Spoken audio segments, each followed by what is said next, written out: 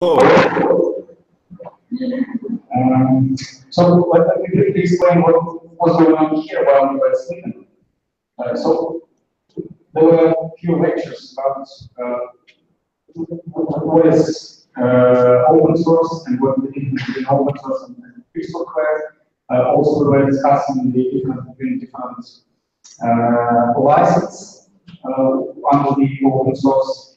And now we are going to ask you about what you think about all that. We have 30 minutes, and we give you 5 minutes of that to introduce you. Because your CV is quite long. So you are one of the founders of the Pirate Party in Iceland, and you're not in the prison yet, right? Sorry? And you are not in the prison yet. I can. Not in the prison. You're not in the prison. No, not in prison. Just in Kiev. And very well, you're in Kiev. Yes. Developer of open source software. I looked through the GitHub and I've seen about 20 tweets. I didn't understand nothing, but still. And I would like to. I read in one of your interviews that you were asked to introduce yourself as if you are introducing yourself to the friend of your grandma.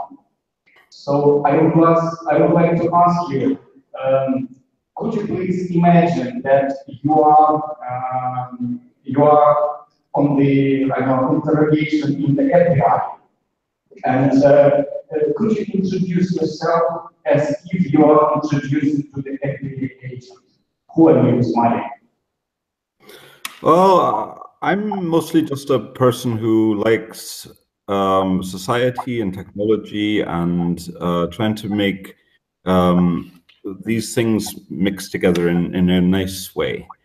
And what that means for what I do is that I try to find ways to make society function better for more people by using technology and by using whatever systems we have at our disposal to, just improve things. Okay, and how the free software or the open source software makes this world a better place? Well, so one way to think about this is we're all familiar with the cost of doing business, and in ancient times, we used to need to make paper or dry skin or stuff in order to write if we want to write something down, and the cost of that was immense. And then over the years we got better at it and better, and then we had industrialization. And these manufacturing processes made it all a lot cheaper. And that was great. And suddenly we had a printing press, and we had, the possibility of making books on an industrial scale, and the global awareness of information increased. And then we've had this digital revolution, and now copying can happen at essentially zero marginal cost. Like it literally doesn't cost anything to copy a file from one place to another, as evidenced by the fact that I'm able to communicate with you over hundreds of kilometers right now, and this is not really costing anything. It's pretty cheap. But the question becomes, who gets to benefit from this, and who gets left behind? And if the cost of sharing all human knowledge with everybody in the world is essentially zero once it's been made, I mean, it still costs money to do research and invent things and develop software and so on. But once it's been made, the cost is zero, and to copy it to everybody in the world. And so the question becomes, how is it morally acceptable to leave anybody out? And so, the question of free software essentially is, here we have these technologies that everybody can benefit from. And, we know that, this is everywhere. The software industry has entirely shifted to rely on open source or free software. a multi-billion-dollar industry. So Linux is running on pretty much everybody's phones. You've got Java, you've got ARM processors, which were enabled as an industry by these, and that led to 1 billion Android phones in the world, all running free software at their heart, with proprietary software layered on top. And then you've got hundreds of millions of iPhones, which are also running free software, BSD Unix. But again, that's way down underneath. And Apple are being bad citizens about this. They're closing off the benefits that they've gotten from the global community and don't really allow others to benefit directly from their innovation. So, comparing these two markets, you kind of come to the observation that one of them is very open and very feedback oriented and is benefiting from a large open community of software developers, where the other one is a very closed market space. And sure, Apple is making a absolute ton of money, but is their market value actually larger than that of all of the Android producers in total? Not really. You've just got it spread out over more people. So the core idea of free software, open source software, is let's share everything and let's all benefit from it. And that's a pretty good business model for anybody who wants to lower their operational costs.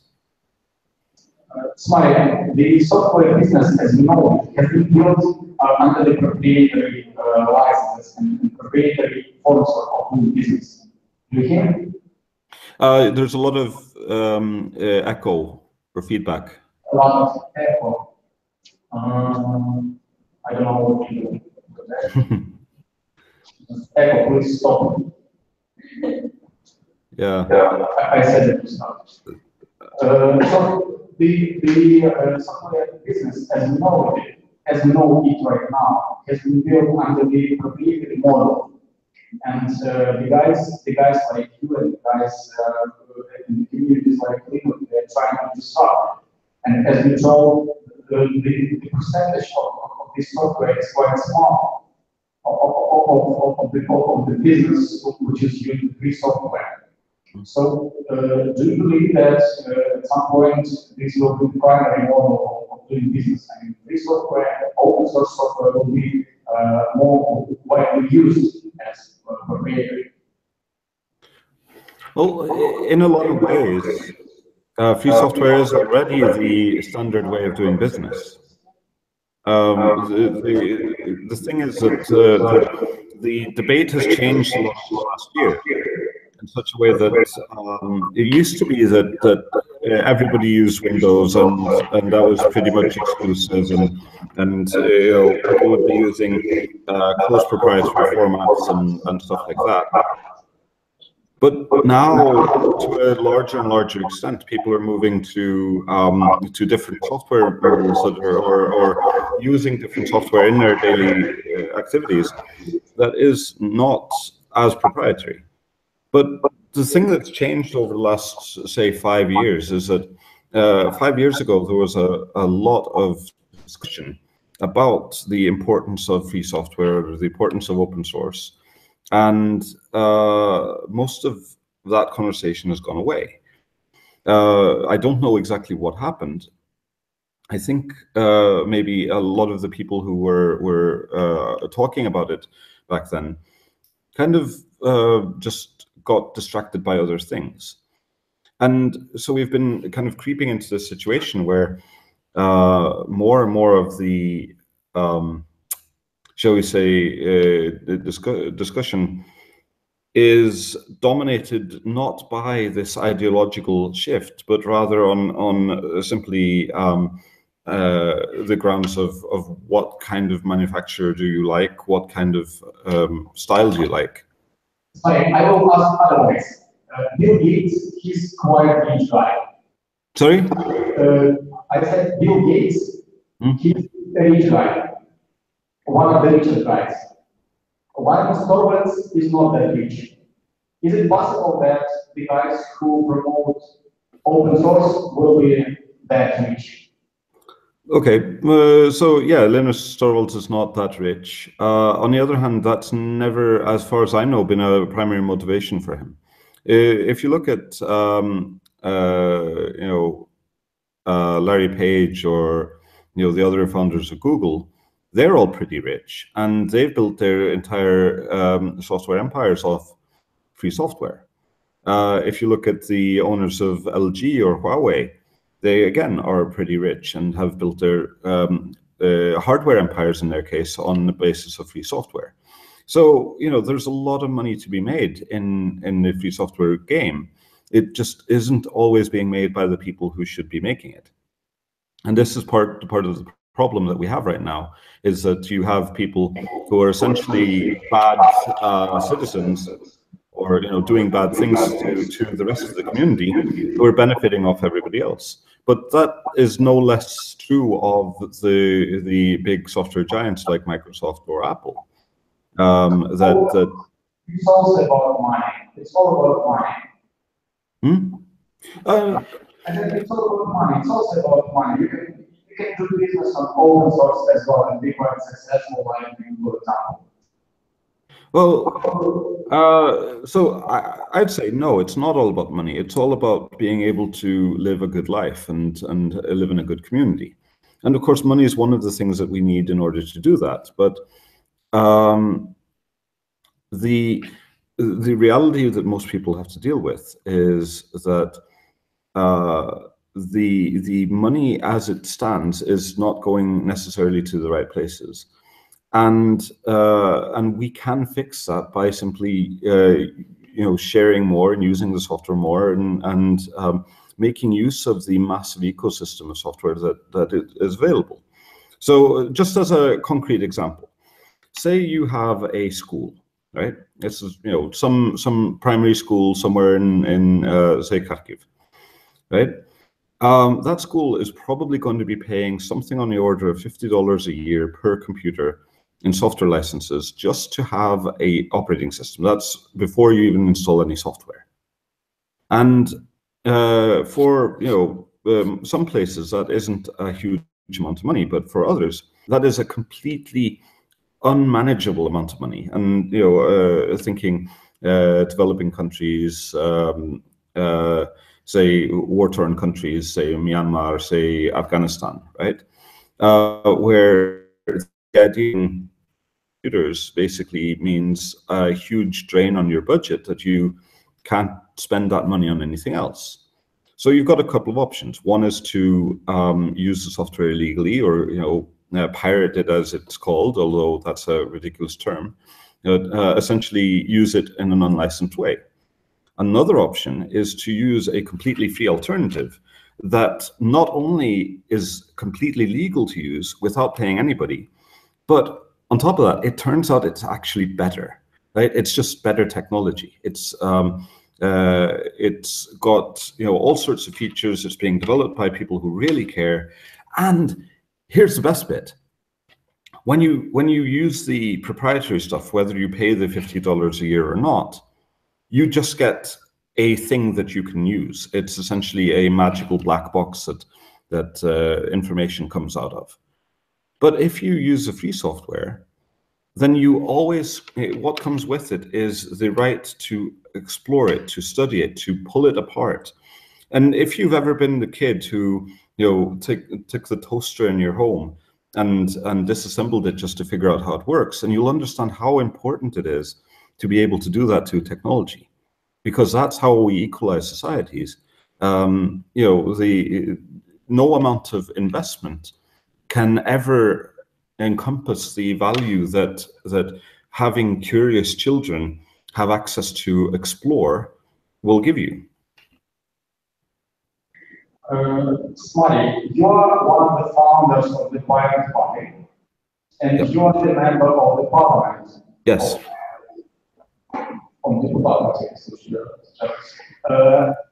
As far as I know, please correct me if I'm wrong, but open source and free software were one of the key points of the program of the Pirate Party.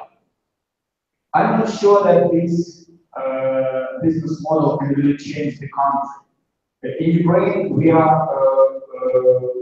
we usually hear the more populistic ideas and points of changing the country, like we'll take the money from the rich and we'll give it to the poor.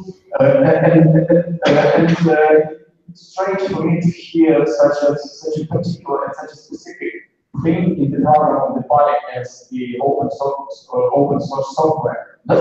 Can it really influence the whole country? And what the reason why you put this into your program, into the program of party? Okay, I think I got most of that. The feedback's really bad, but so if I heard you correctly, you're asking, do I believe that free software can improve my country, and how is that? Okay, so so here's the thing. Iceland is a country with a very large and rapidly growing startup scene. We have lots of innovative companies that are doing all sorts of interesting research in biotech, in robotics, in nanotech. It's all sorts of burgeoning industries, and software, computer games, you name it. And for some of those companies, they kind of are forced to be in fairly closed vendor spaces. But for most of them, they have the opportunity to benefit from, first off, cheaper software licenses or free software licenses, a lower overall maintenance cost, access to the sum of all human knowledge, which, it sounds like a small thing, but it's kind of important if you're trying to do any kind of basic research. So, one of the things that it's difficult to wrap your head around until, or I found it difficult, was the degree to which Wikipedia, and you all know Wikipedia, right? That is essentially a free knowledge project built on the same basis, the same ideological foundations as the free software movement. And can you imagine what would happen if Wikipedia were to go away tomorrow? It would be absolute madness, right? Because so many millions of people rely on it every day. So, if you're trying to, that's not a problem. You just have the Wikipedia, download the contract, sign it. I mean, the license agreement with Wikipedia, sign it, send it back to Wikipedia, and then you'll sign up. And so. Sorry?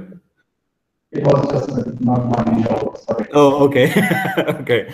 Well, I mean, one thing is, of course, you could make a copy of Wikipedia, right? And similarly, you could make a copy of all of the free software, and it won't ever go away, which is one of the beauties of it too. The important thing to understand is, this isn't just about reducing costs or stuff. It's about enabling people to be better at doing what they want to be doing, right? Removing as many hurdles as possible. And, financial hurdles are one of the types, but there's also access hurdles. As Eben Moglen, the author of the, or one of the authors of the free software, so GNU General Public License, the version 2 and 3, the most important free software license. He has often said that, the question becomes how many Shakespeare's never learned how to read, or how many Mozart's never learned how to play piano, how many Einsteins never got to learn physics. And the amount of human potential that we are wasting on a day-to-day basis, simply because people don't have access to good information or information that could be available to everybody, is insane. It's and you don't have to do anything other than go to somewhere somewhere outside of a major city and talk to a smart little kid who could be changing the world but doesn't have the opportunity to because he doesn't have access to information. So yes, I think that we can actually fix not just my country but a lot of countries by improving access to information. You're very good addition, because saying about the Shakespeare is kind of communication. Because I can also say we could never hear the, I don't know, Metallica or Led Zeppelin if there were no classical model of optimization of the content. I didn't hear any of that. Sorry, there's just so much I feedback. will try to explain you with my face. How big the IT industry of Iceland is? Because of how big the IT industry of Iceland is. Well, of course, it's important to understand Iceland is a very small country. We've only got about 340,000 people total. I mean, that's less than probably the neighborhood that I'm sitting in right now. So, but it is compared to the size, it's pretty big. You know, it's growing on a regular basis. We have several internationally recognized companies, not just in IT, but also in things like biomedical engineering, technology, stuff like that. So for instance, we have a computer game company, CCP. We have medical prosthesis company, Össur, and we've got some pharmaceutical companies and so on. So it's, I mean, again, we're a small country, but we're doing pretty well. What is the share in GDP? I mean, 3%, 5%? It's probably in the 6 to 7% region. But the thing there is that our GDP, our economy is completely overburdened by three main things. One is fish. We make a lot of fish. We have a lot of tourists, and we produce a lot of aluminum because we have essentially virtually free, endless, cheap, clean energy. So, and that's actually, as a side point, Iceland's a really great place for data centers. Talking about the data centers and also the data, I will simplify my questions. So data protection and open source and free software. What is the connection and does it help to like fight or protect data protection? Well, so if we step into the concept of net neutrality for a moment, because that's pretty important in this concept or context. Explain the context of net neutrality as we didn't talk about it today. So just your thought on net neutrality. I'm not sure I heard that. Sorry.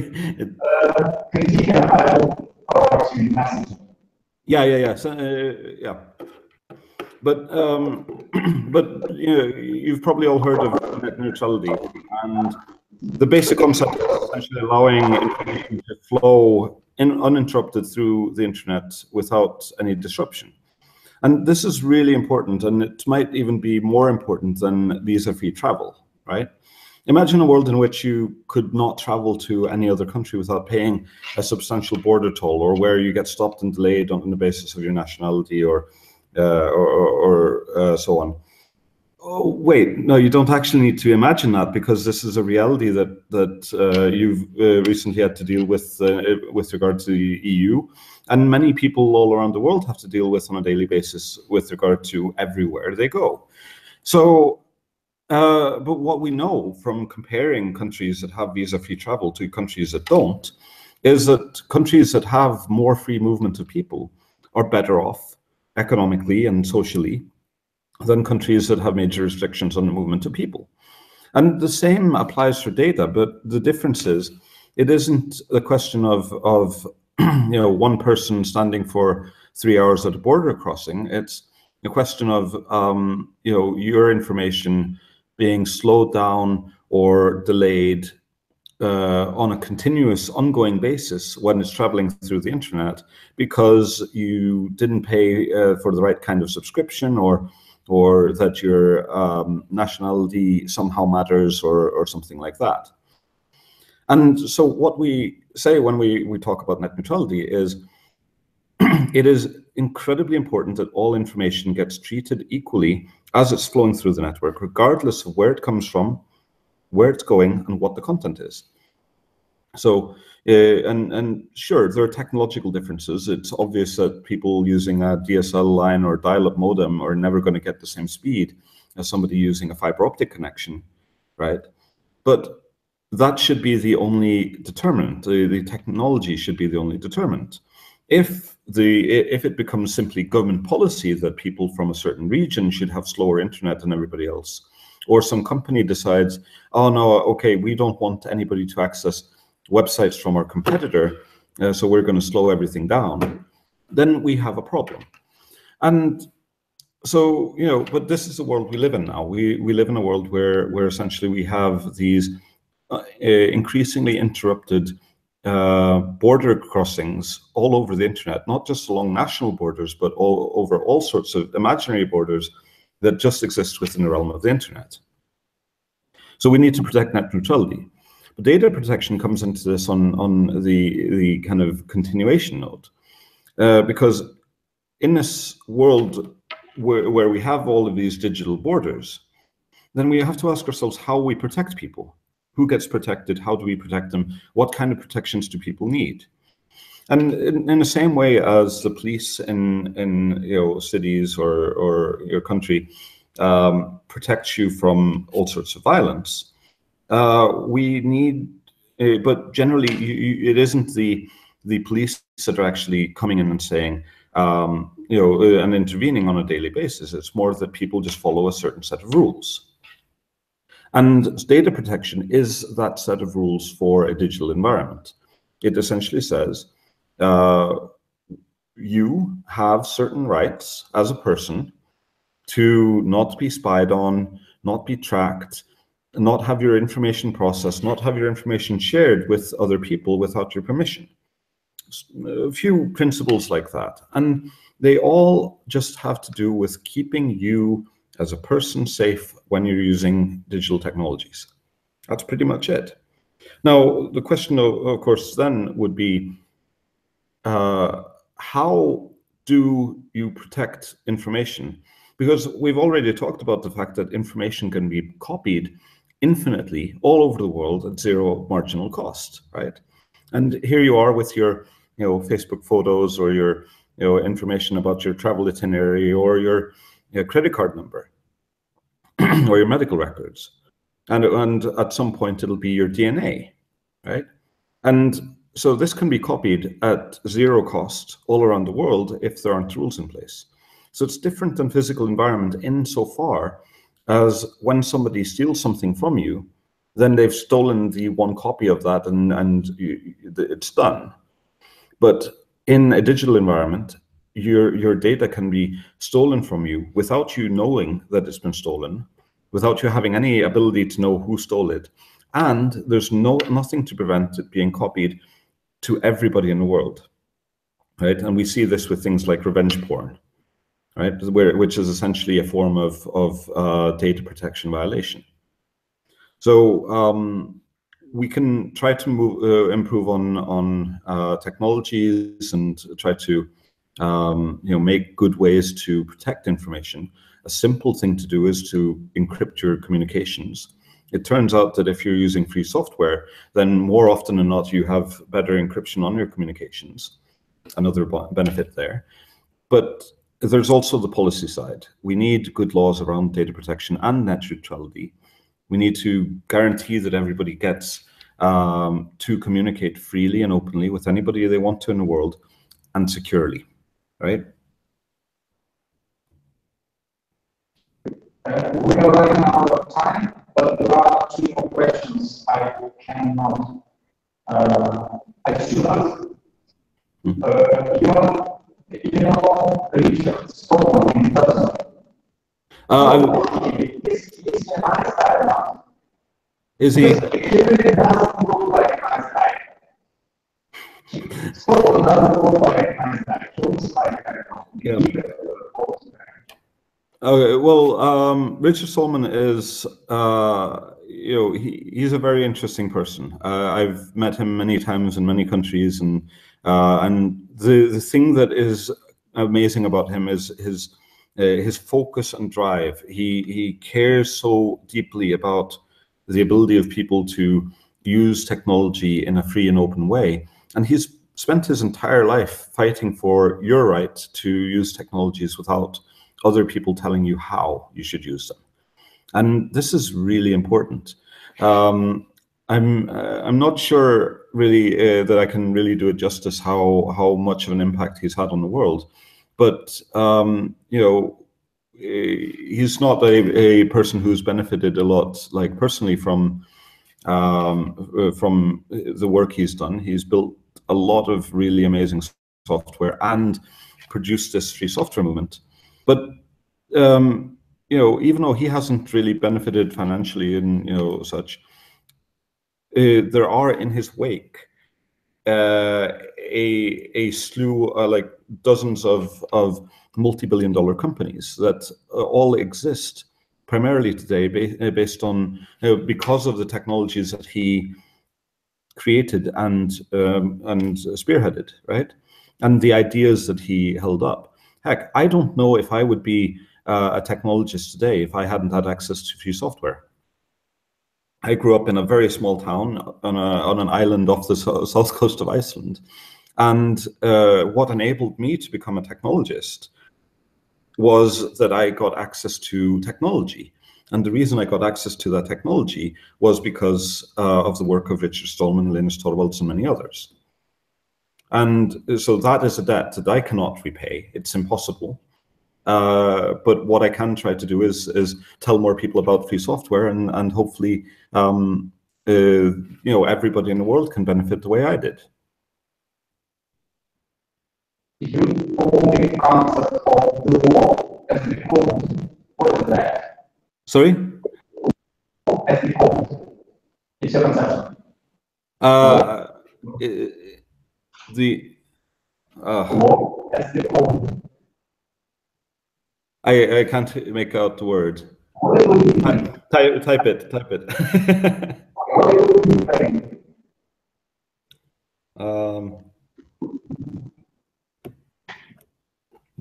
Sorry.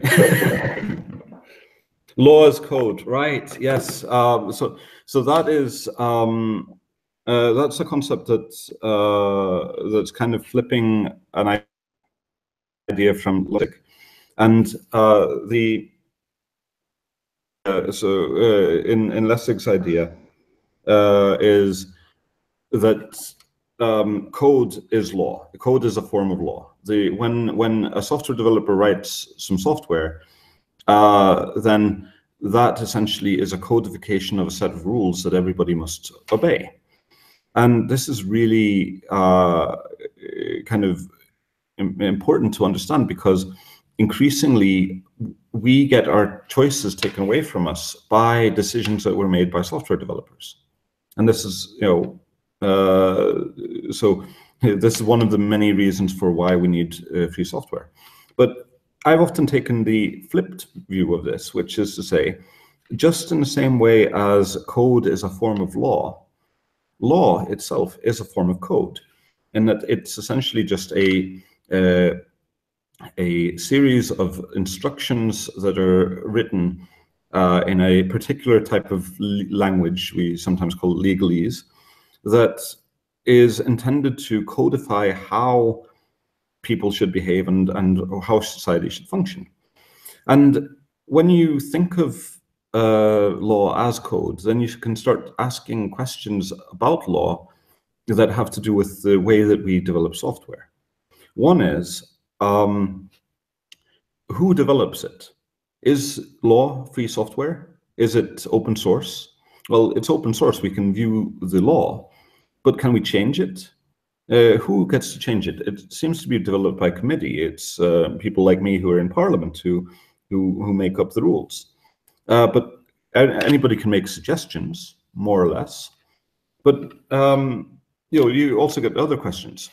Is there been any security review? Is there any audit? Are we sure that it works the way that we think it works? what kind of problems can arise due to bugs in a software, and how quickly do bugs get fixed? Because we can see case law coming down from a court, turning over, like changing the understanding of law as it was written, and sometimes that's like okay, it's not that bad, but other times you need the developers of the code, the law people who make the law, to step in and change the law so that it doesn't get understood in that way anymore. And the craziest thing about thinking about law as code is that when you're running software on your computer, then you don't really change the software as it's running, right? If you want to change it, you turn off the software, you change the code, and you start it up again. But you can't do that with society. Society kind of continues to run more or less unimpeded, with the exception of maybe major revolutions or stuff like that. And so we get into a situation where the people who are making the code, first off, don't have any quality controls when they're developing it. And secondly, they keep making changes in runtime, which is a very unstable way of developing software. So, I think we can make improvements to the legal process. The second question was why I'm in Ukraine. I don't really have a very good reason. I just had a weekend. I could be anywhere, and I just decided to come here. I've got some friends in Kyiv, and so I'm visiting them. And also, I thought I might be able to be there with you guys in person, but turns out it's a little bit trickier to get to Kharkiv than I thought. Okay, I will want to ask what you were doing yesterday. So thank you very much. Thanks a lot for that. Yeah, thanks. Hopefully we'll see you in person. Yes. Bye-bye.